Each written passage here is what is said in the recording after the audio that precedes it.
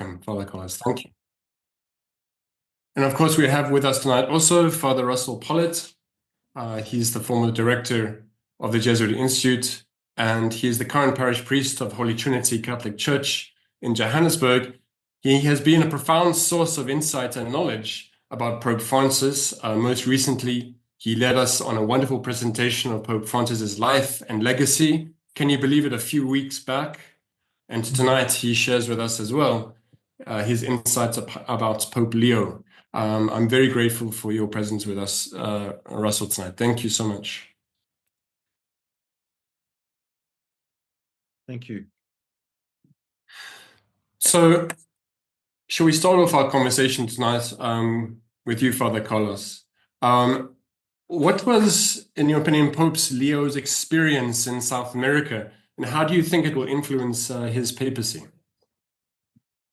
Good evening, everybody. I'm here in Mexico City, so I'm very pleased to join you in this webinar together with, of course, Father Russell. I met Ursula 3 or 4 years ago, I remember, and then Father Grant preparing the visit to South Africa.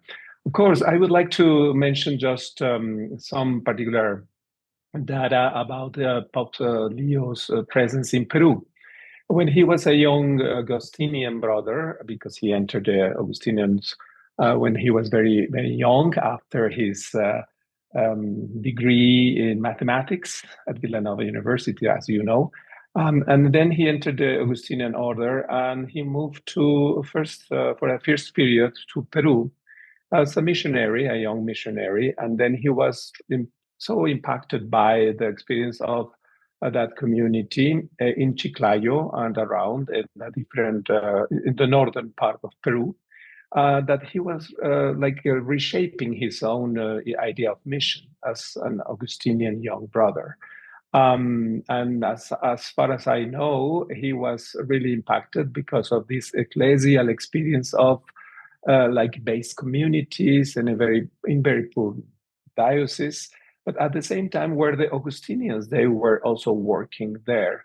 We call that prelatura. It's not a diocese, but it's a jurisdictions related to the Augustinian order in that part of the country. So he was impacted by this experience, and he decided to go back ministering there. So for almost 20 years, he was pastoring in some way the community in Chiclayo. And according to the sources that I requested some information, some friends from Peru, from the Catholic University in Lima, from also the Dominicans in northern Peru, in Chimbote. What the Augustinians, they have been doing there is really accompanying the communities, the poor communities, some of them indigenous, but mainly mestizos communities. And he was formed by this kind of Teología del Pueblo, which was born in Argentina, but was also influenced by Pope Francis, of course.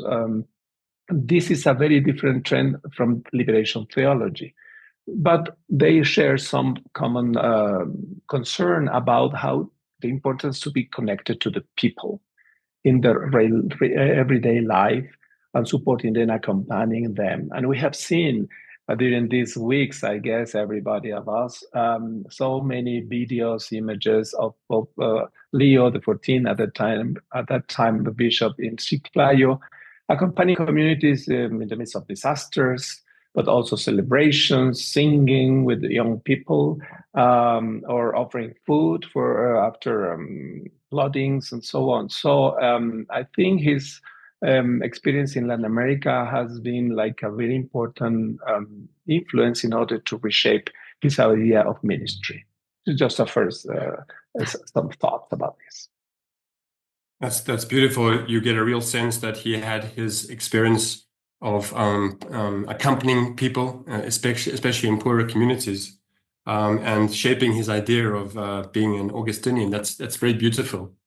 Just a very quick message to people. If you want, we're going to be asking for some questions as this dialogue happens between Father Carlos and Father Russell. Please feel free to put your questions in the chat section, and we'll get to it along the course of this conversation.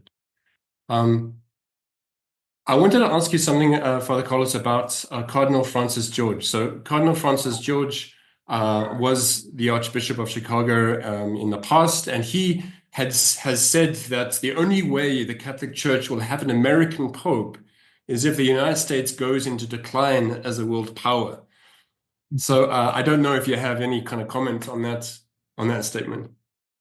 Of course, it's a very paradoxical statement, right?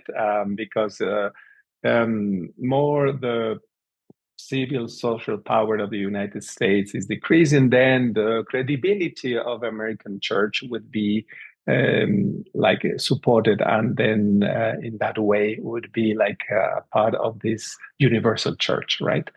I think after the crisis of the sexual abuse, clergy abuses in the 22, no, sorry, in 2002, the church in the US was facing a collapse, a collapse related to credibility in different institutions, education, but also hospitals, and then, I mean, in the pastoral ministry and so on. So, and because of probably of the presence of the immigrants, like not only Latinos, but also Koreans, Filipinos, and many other from Asia who are Catholics and who were like nourishing the American church. Like there's a new wave of Catholic life in the United States in the last probably 10, 15 years. And I think this has been reshaping what the American church is about. I remember a year ago where the new auxiliary bishop in Boston was consecrated, the Catholic cathedral in Holy Cross in Boston. It was an amazing ceremony, celebration of immigrants belonging to the Archdiocese of Boston. People from Brazil, of course, because the auxiliary bishops come from Brazil, but many people from Asia, from Africa. It was an alive community. And I think that represents what the church in the US is today. And I would say that the statement of Archbishop of Chicago is in some way related to this experience of decreasing in civil or social power, but increasing a new way of understanding the church. And himself, Pope Leo XIV, well, he's an American citizen, of course, but he is also a Peruvian citizen. And that's interesting. And in his first address, he was speaking in Italian, of course, Latin, the benediction, but Italian and Spanish. And some people in the US, they were not very comfortable with this first speech from him, because they were saying he's an American, so he should speak English. But he was connecting with the people as a pastor. And I love very much the quote of St. Augustine he used at that time. I'm a Christian with you and a bishop for you, right? So it's a great starting point for his ministry as a bishop of Rome. Yeah, it's going to be fascinating what happens to see what happens because of the focus on immigration that America has at the moment, but also what Pope Leo is going to do, especially with his connection with that ministry to people. I think that's going to be very interesting. I wanted to maybe get your opinion about Pope Leo's election in the context of the ecclesiological and social challenges of today, maybe the challenges to our papacy as you see it. What do you think? Well, what I've noticed, of course, we have very few information about what happened in the conclave, right? But what we can in some way understand, following some sources, journalists and some others who are related to Catholic conferences of bishops and so on, is that what's happening is like the importance of continuing the legacy of Pope Francis, of course, in a deeper way, but at the same time balancing with other understandings of the church and of, how can we improve the reception of Vatican II, for instance, in Roman Catholic Church in different contexts. In African context is very different than in Asian context. So what I've noticed, reading some of the reports from journalists following the conclave and the new election, was this kind of awareness about how the church needs to really face the reform started by Pope Francis following Vatican II spirit, but at the same time moving forward, particularly the role of bishops as pastors, as ministers.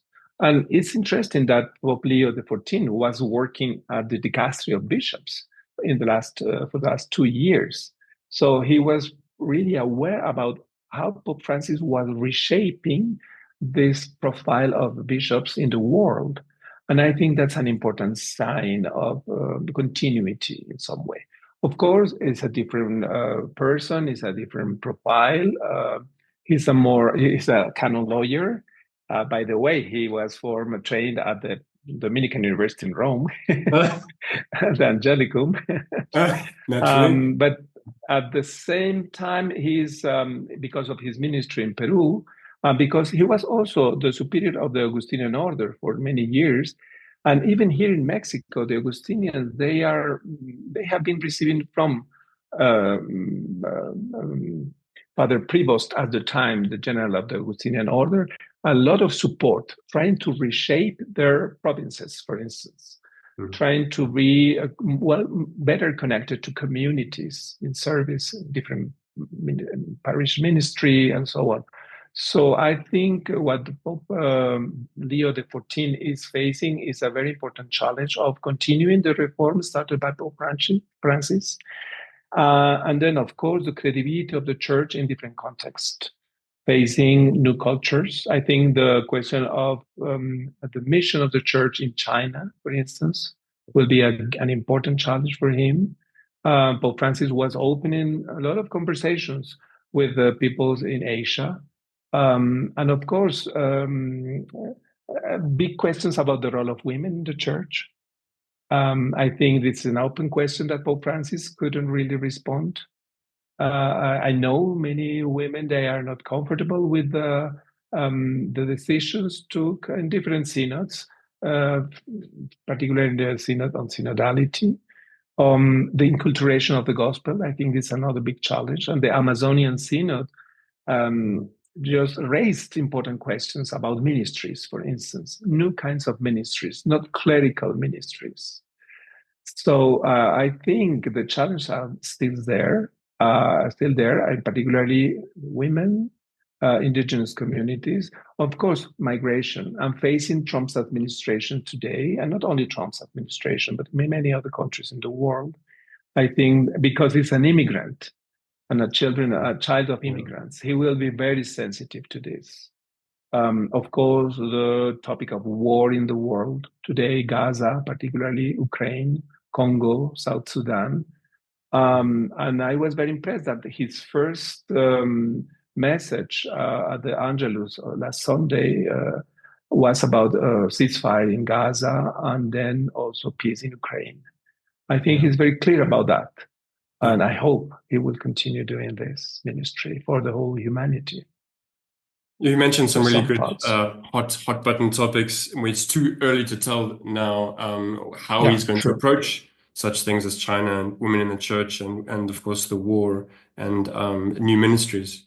But there's some positive indications going forward that he wants to continue along that line of Pope Francis and certainly implementation of Vatican II, continuing the synodal path, which is going to be very, very interesting. Father Carlos, thank you for starting our conversation. Shall we see what Russell has to share with us? Father Russell, do you have any kind of input for us on the significance of the name that Robert Prevost chose? First of all, can I just say, is it Prevost, Prevost? What's the correct pronunciation of it? As far as I can make out, it's Prevost. Prevost, right? Okay. Prevost, yeah. Okay. So, thanks. A lot of the talk around the name has been really based on two popes, Leo the Great, who we know showed leadership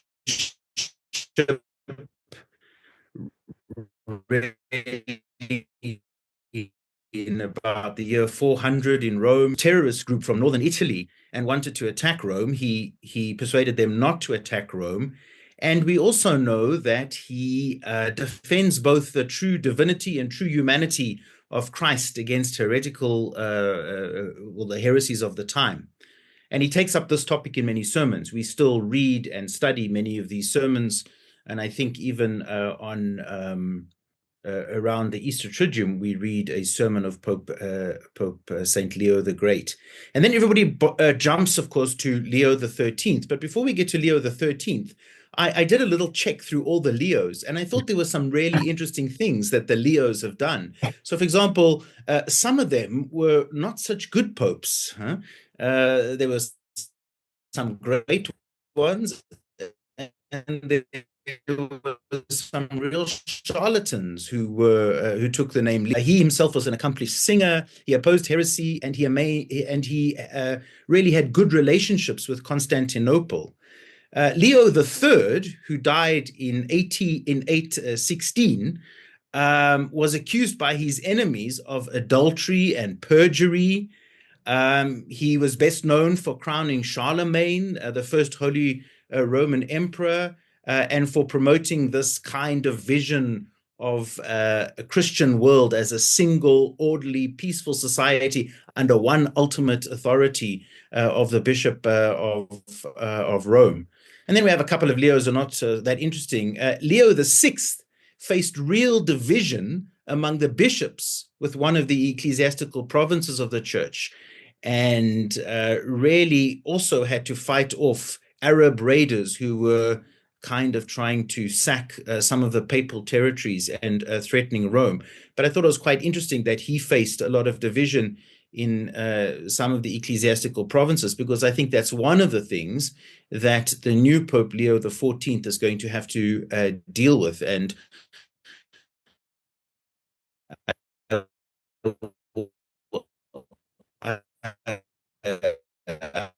know Carlos has been in the US for the last of the higher of division. Leo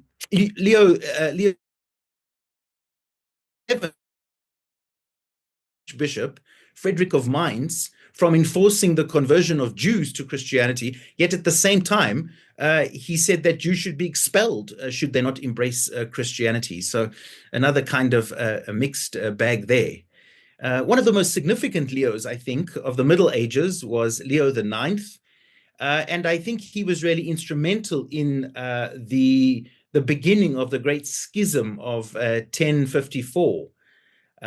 He really accused Constantinople of historically being the center of all the heresies that had emerged in the church.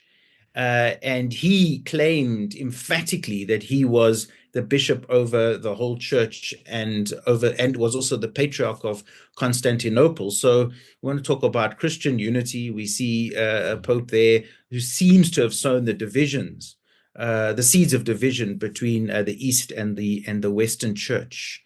Leo X spent lavishly on the arts, helped make Rome a cultural center during the Renaissance.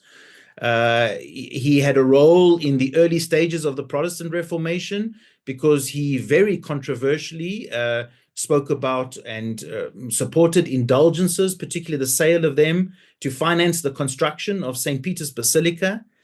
And he was one of the people that Martin Luther criticized when the Reformation really got into full swing. If you wanted to know, Leo XI was only in office for 26 days. Something else that was interesting. And then, to get to Leo XIII, a time when the Catholic Church was trying to reaffirm its authority. I think in the rise of secularism and liberalism.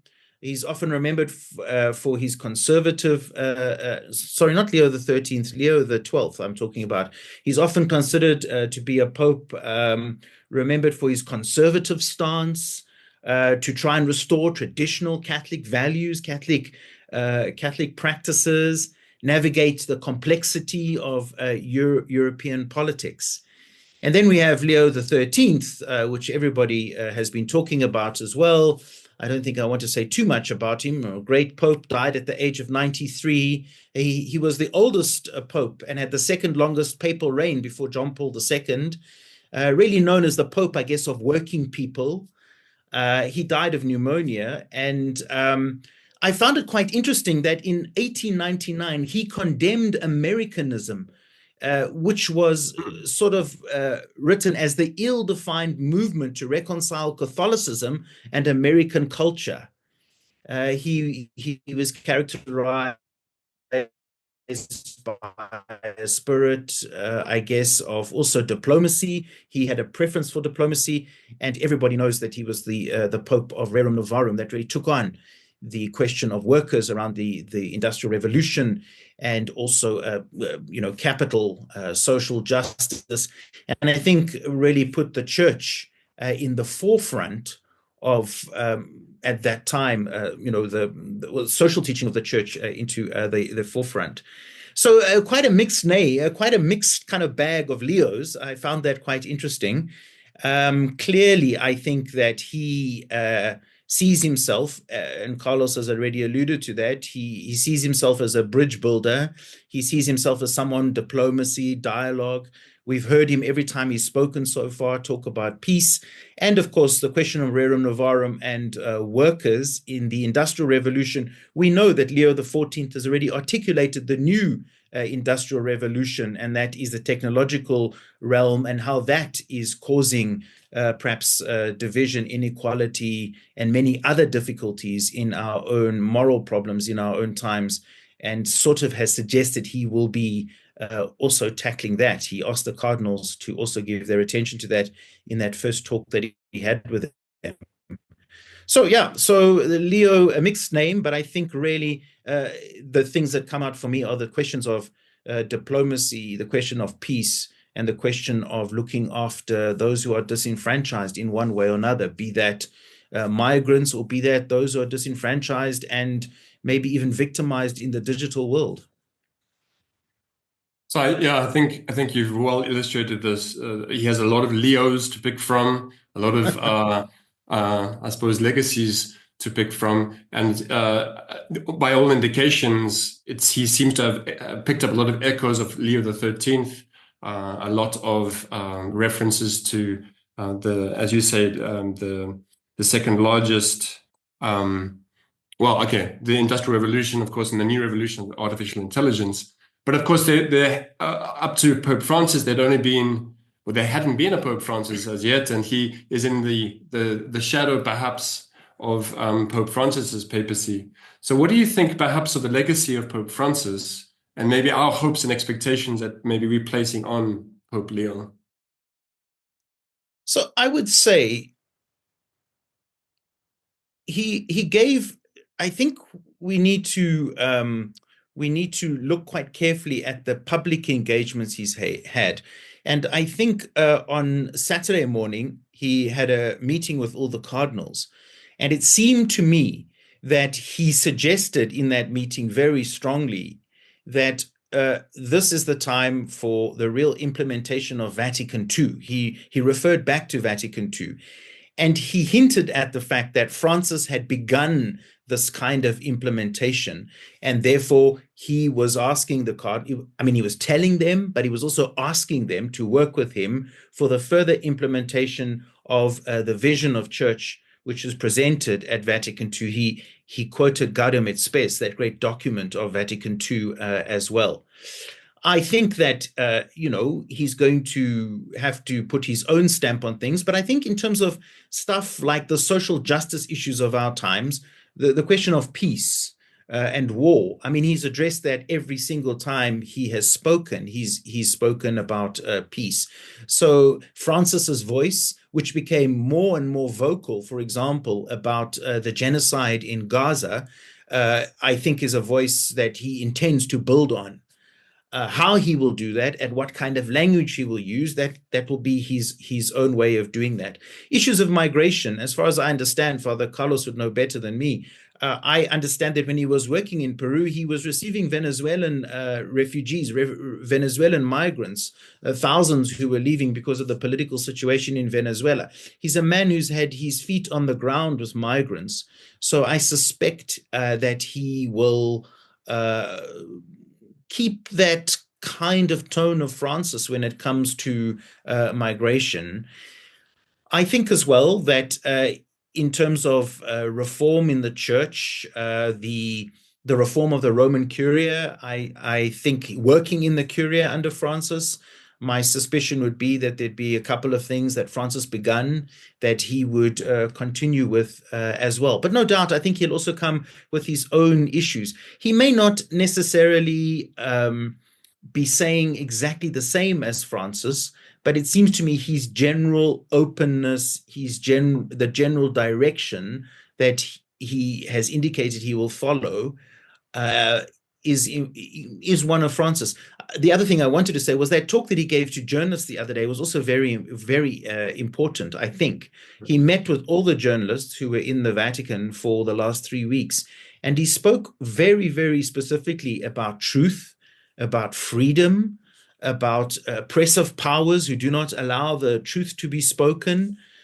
He spoke about journalists who are in any way, imprisoned by governments.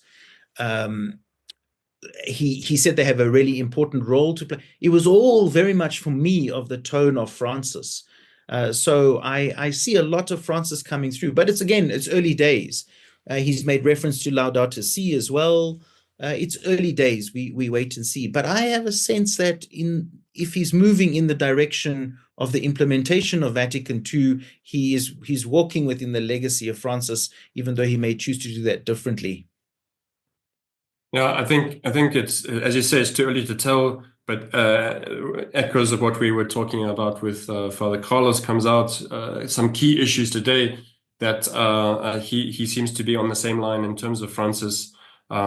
Refugees, and of course, as he carves his own space, we'll start to see more and more of his character, his personality come through. And I think that's going to be interesting to watch as that unfolds. And maybe in particular, we could ask a question about his administrative skills as Pope Leo. He comes with a huge amount of experience, perhaps in administration. How do you think that he will bring that to bear on his role as Pope Leo? Yeah, before I answer that, Grant, maybe just two other important things which strike me is he's already reached out to the Eastern Church. He met with members of the Eastern Church. And I saw yesterday that he spoke on the phone to the Ayatollah, I think in Egypt or in Saudi or somewhere. That was another big thing, I think, for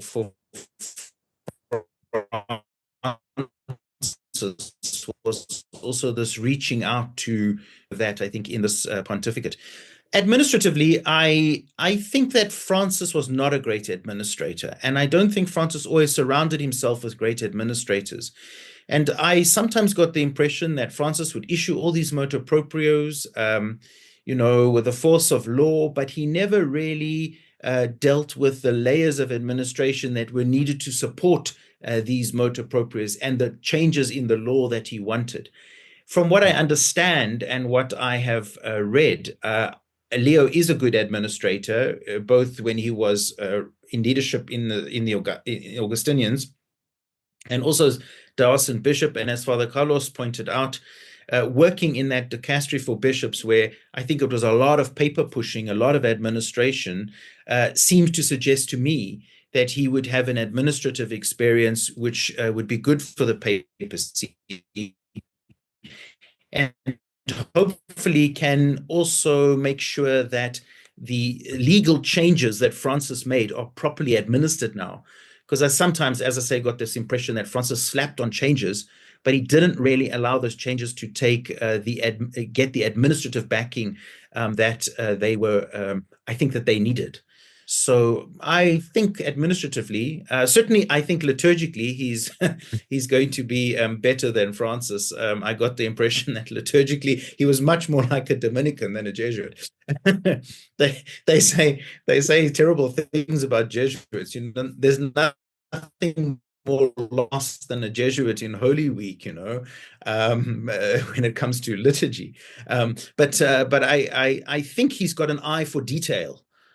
Whereas maybe Francis was much more the big visionary, Leo may have a little bit more eye for detail, which I think would be important at this point in the life of the church.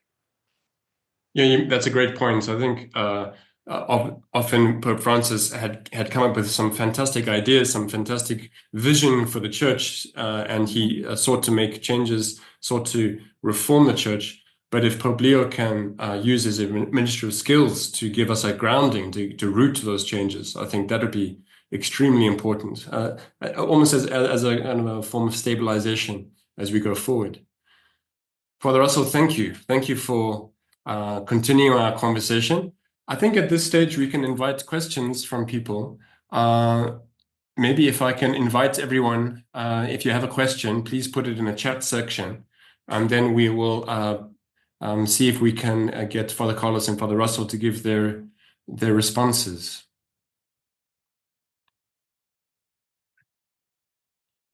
May I jump Carlos, in the conversation, talking about the question on the relation to the Eastern churches? So His Holiness Pope Leo XIV was talking about Eastern Church rites in one of his posts. Please explain what he means by this. Father Russell, Father Carlos? I want just to mention that in the legacy of Pope Francis and in his funeral, the Pope Patriarch Bartholomew was there just beside the circle. He was there.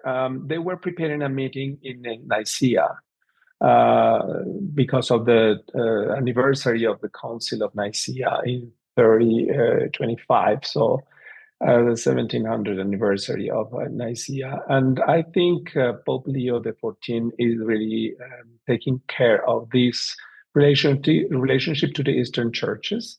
I've noticed in the Vatican News yesterday that, he was addressing an important short message to Eastern churches, calling them martyr churches, and they asking them also to continue accompanying the communities in very difficult moments in the Middle East, in Ukraine, in the Caucasus, and some other places where Eastern churches are located.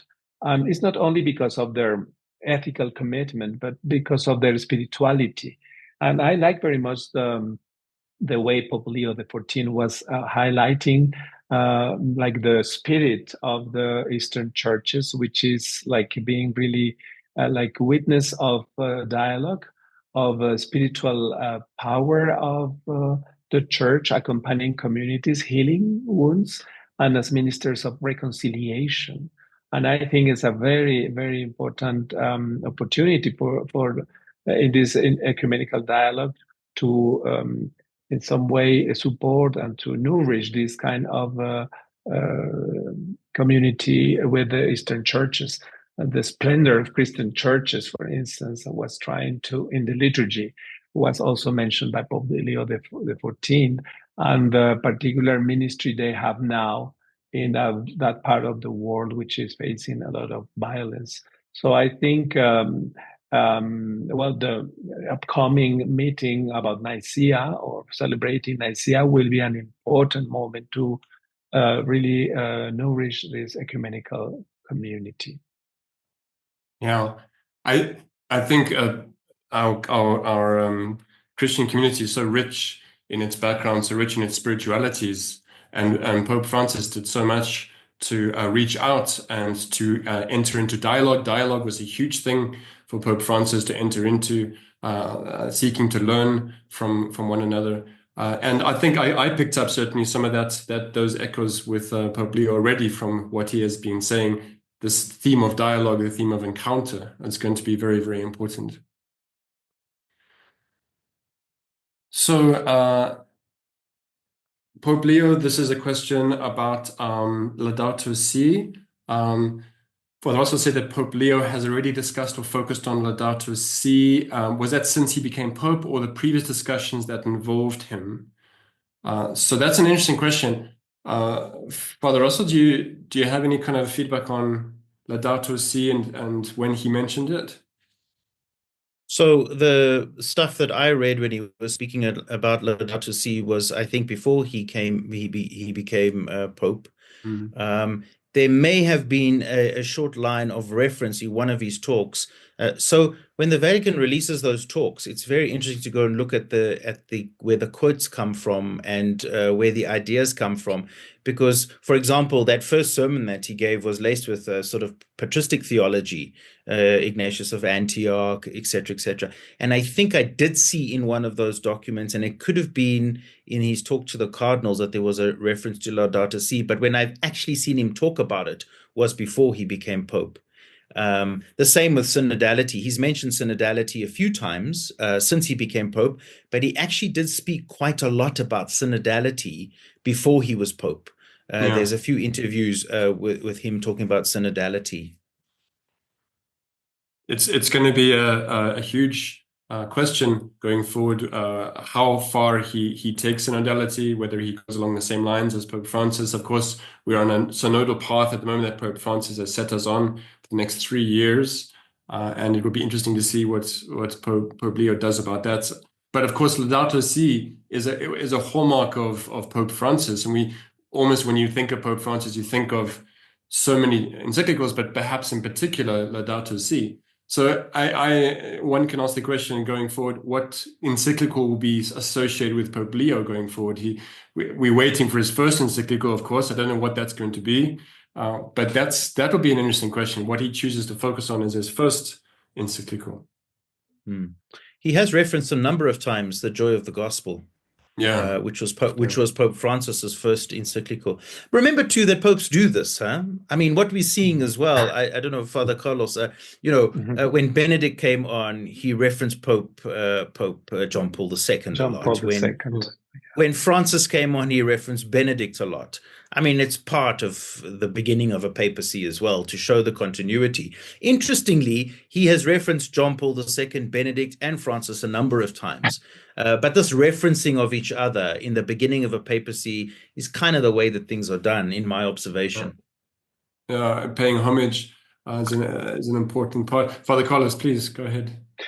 Yeah, probably we also have to wait a little bit more time to understand better his the continuity and the originality of Pope Leo XIV. Because, for instance, of course, Laudato Si is a very important encyclical, but also Fratelli Tutti, and I think both are like two different. There's a balance between the two of them: social friendship and the care of the common home, right? So it's a very powerful heritage that Pope Francis is giving to the church, of course, related to the social tradition teaching of the church. But the question is, it will be how he will be balancing these two poles, right, and creating a new ministry teaching on social issues, ecological issues, in the new context. I'm not sure that it's only about the Industrial Revolution. Like, of course, Leo XIII. Now we are facing a very different context. It's not about the Industrial Revolution. It's about the digital revolution. It's about the systemic violence. It's about the bad life produced by technology and transnational companies. So it's a very more complex context we are facing. Of course, we hope that Pope Leo XIV will be, of course, leading the Roman Catholic Church towards a good ministry, serving humanity. Of course, going forward, as you say, Father Carlos, we have to wait to see what he makes of his papacy and the kind of challenges he chooses to face and to engage with. Going forward, of course, he's an Augustinian. He's got an Augustinian background. There's an interesting question here in the chat about the coat of arms, seeming to have lots of references to being Saint Augustine and being an Augustinian. What do you think, perhaps how do you think his approach to his papacy will be impacted by by Saint Augustine, perhaps, and his identity as an Augustinian? It's an interesting question. I mean, Francis was impacted by Ignatius, and I think we should expect that. This is the tradition which he was formed in. I mean, Augustine wrote volumes and volumes. One of the things, for example, that everybody always quotes from Augustine is, he developed the principles for justifiable war, balancing the need for justice with peace. which has influenced Catholic social teaching ever since. His great work, City of God, that seminal work, contrasted the eternal city with the heavenly city, and sort of provided a theological foundation for understanding maybe our dual citizenship almost of belonging to the kingdom and also belonging to this world. I mean, it seems to me that already we're seeing traces of his kind of Augustinian theology coming through, and I would naturally expect this to happen. I think if a Dominican was Pope, you would see traces of Dominic. I mean, I think that's just that's just where we're rooted. Carlos, what are your thoughts? Of course, yeah, I think the Augustinian legacy is there in his way of, for instance, talking about spirituality. Is a very ecclesiological way of talking about spirituality, but at the same time is a very intimate experience of being close to God. Restlessness, remember, in Augustine, is a so important way to address the spiritual path towards God. So this kind of interiority, which is deeply related to and not only introspection, but also a way of inhabiting the self in a different way. So I've noticed this for instance, in his last homily, the first Sunday he was presiding Mass. So I think it's the print of Augustine's spirituality will be there. And I'm happy for this because I think it's a very ecclesiological spirituality, but at the same time open to every human experience, because the heart of human being is really rooted in God's love, and then the path towards God is it's a universal path. So I hope that he will be continuing, updating this spirituality now as Pope Leo the 14th. Yeah. And of course, Pope Francis made a lot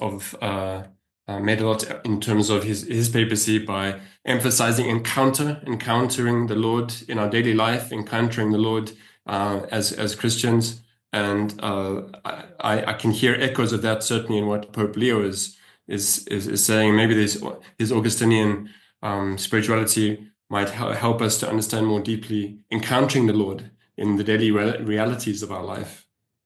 I think there's another interesting question here about divergence from Pope Francis. We've spoken a lot tonight about the convergence with Pope Francis, but what about the divergence? How do you think he will do something perhaps different to Pope Francis? Pope Francis, of course, has in his approach to the traditionalists, to the Latin Mass, there is now a bit of a division perhaps between these two groups. What maybe Father Carlos, Father Russell, do you have anything to say about how he might seek to reconcile the two groups, or how he might approach the traditionalists or the Latin Mass question? Father Russell, would you like to start? I think the jury's out, to be honest. I don't know. I have seen reports that apparently some more conservative groups are claiming that just a few weeks ago he was celebrating the traditional Latin Mass in Rome. When I saw actual pictures of that, it seemed to me he was celebrating the Novus Ordo in Latin, which is not the same thing. So I don't know. But, my gut feeling is that he's going to be a man of the Novus Ordo. I mean, his pastoral work in Peru with ordinary people, he may give a green leaf to the traditionalists.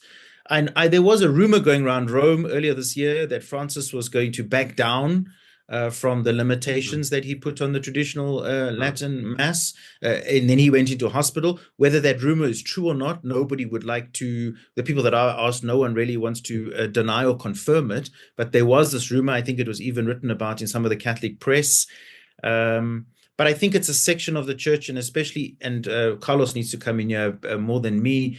From what I understand, many young people in the United States are seem to be gravitating towards the Latin Mass, and I think the Pope would have to think seriously about that. But I don't know, Carlos, what do you think? Well, I think it's a real challenge in different churches in the world. How this young generation is looking for identity rooted in traditional symbols of Catholic belonging, like Latin Mass, but also Gregorian music, Aquinas, and some other. I mean, I'm a Dominican. I like Aquinas. I like Gregorian music, but I think it's not the only source we have to worship God and to think about the God's mystery. So, what I think is that this new generation of Christians, Catholics, not only in seminaries or religious congregations, but many lay movements, they are trying to go back to this kind of identitarian like presence in the church, probably because of relativism and so on, experienced particularly in the global north. But my guess is that probably Pope Leo XIV, because of his pastoral ministry in Peru, he will be more careful about welcoming only this part of new generation, this profile, but also he will be sensitive to all different kinds of youth groups, for instance, in pastoral ministry, experiencing new ways of worshiping God, also creating new ministries in their communities. That's my hope. Of course, because of his US background. And by the way, one of his part of his team, the dicastery of bishop, the Argentinian theologian Emil Secuda, she was talking about how Pope Leo XIV has a different background because he's a bicultural guy, because a bicultural person, he can understand better different approaches to Roman Catholic Church, but also to life. Because he was bicultural, he was born in Chicago, but Spanish roots and French roots from New Orleans, third generation family there, and the Spanish roots. So he's a multicultural person who can understand better the challenge coming from a global church. And I hope that he will be really leading this process of welcoming people from different perspectives. Well, I mean, maybe this is Grant, just to add there, and I think just to add to what Carlos says, just remember too, when he was general of the Augustinians, he traveled all over the world, and he would have come into contact with cultures all over the world, wherever the community of Augustinians was. And I think that global perspective and that experience of meeting so many different cultures across the globe is going to impact him, an experience which Benedict and Francis did not have. I think he's had, huh? Agreed. I maybe this is a follow-up question to this divergence from Pope Francis. Pope Francis, I think, was struggling in his papacy with this question of ordination of women deacons. And as far as I'm aware, he hadn't officially closed that question. I think there's still an ongoing study of the question, there's still an ongoing discernment or discussion about it. Do you have any perhaps insights into how he might respond to that question? Well, in my understanding, even Pope Francis couldn't really go forward trying to move towards the next step of women's ordination as deacons. And I don't think Pope Leo XIV will have like the main interest to do this, because it's a very controversial topic in the Roman Catholic Church, and he's more a balanced person, so who want to maintain a kind of listening of different positions, right? So unfortunately, I don't think we'll be like witnessing this kind of process. Probably, I'm very pessimistic, but we've seen that in the two sessions of the synods and synodality, and how women, they were like really not only fighting for recognition as women in the church, but also ministries. And many of them, they were very disappointed because nothing happened. I mean, There were many times the critics saying that it was not part of the rich Roman Catholic tradition, that there was no way to justify theologically this kind of new ministry. Of course, in my opinion, there's no really reason to support this argument against women's ordination, in particular as deacons. But we'll see if there is a new synod coming in some years. Probably they will be facing this kind of real issue. It's interesting that. All right, Father Russell, go ahead. Go ahead. No, I think the same, and if I guess I sometimes really feel the frustration of women about this. But Francis set up a commission, and then he set up another commission, and then this whole thing never came to a. It seems like these commissions just disappear into black holes, like sending an email and you never get a response. Sometimes I feel the injustice is this kind of holding people onto some sort of hope that maybe something's going to change. When is there really an intention to look at this seriously and make a decision? If Leo's putting himself as a bridge builder, if he's going to have to deal with traditionalists and try and reconcile the church, I agree with Carlos. My suspicion is he's going to stay away from this topic.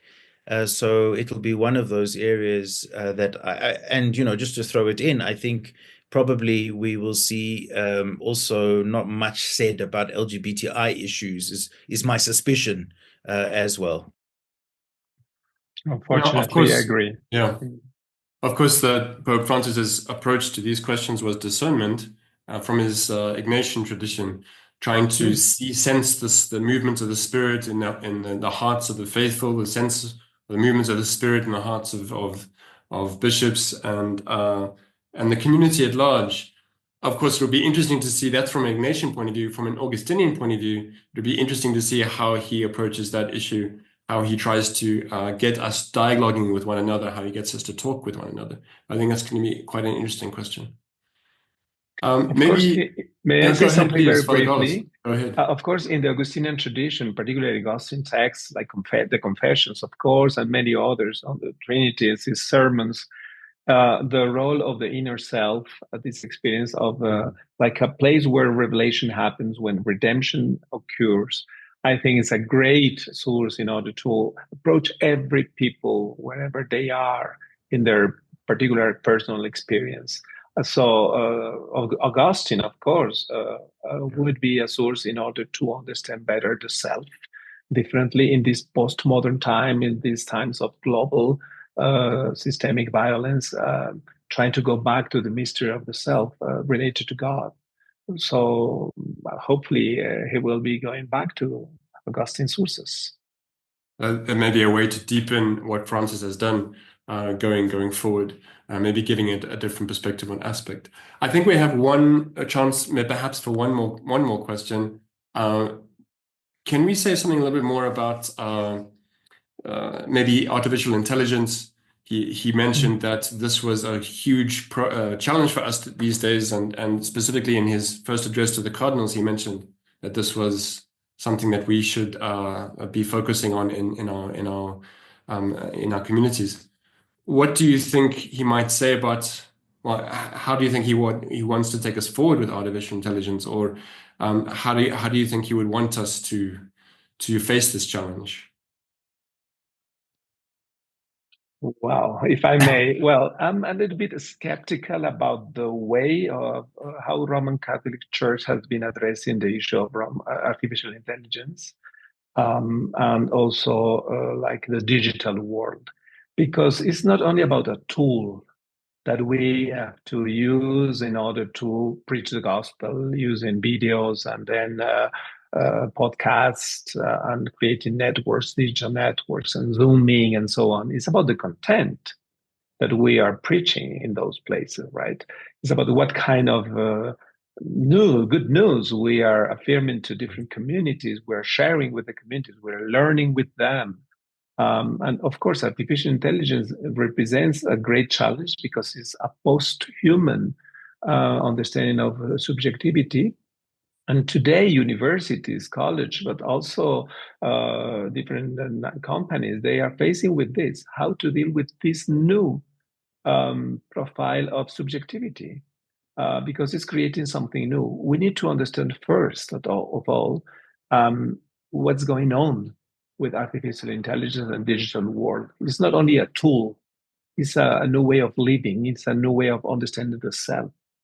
And so I think we need to go further, trying to understand better what's going on here, and then ask what kind of mission the church has to face, including this new atmosphere. Is like it's a block sphere, they say sometimes. So because if we just are just using as a tool this technology in order to promote, I don't know, new devotions to the Sacred Heart of the Eucharist and the miracles, yeah, could be, but is that the essence of the gospel? Yeah, That's I think Father Russell, go ahead. I think I really agree with that. And I think, very often when they talk about the social media world as a world for the new evangelization, it seems to me I'm picking up, well, let's use it to put nice things out there, or the things we want to say. But that's only the beginning of it. I think exactly what Carlos says is really important. We need to understand what's going on behind that, and I think the layer of AI creates just another complexity, that needs to really be considered. And it goes to the very understanding of what it means to be human, I think, is really what is going on there. I know time is up, Grant, but I don't want to miss this opportunity, because I think it's something that people are asking, and I think Carlos is really in a much better position. I've got some thoughts about it to answer this than me, but it's this question of his position vis-a-vis the current administration in the US. A lot of people have been asking me, even journalists, was this a way of kind of trying maybe to bring the Trump administration in? Was this a kind of a prophetic stance from the church? I mean, how do you see that relation? I mean, it's a complex one, and we can't answer that in a few minutes, but just maybe one or two thoughts of yours, Carlos, on that very complex global political situation.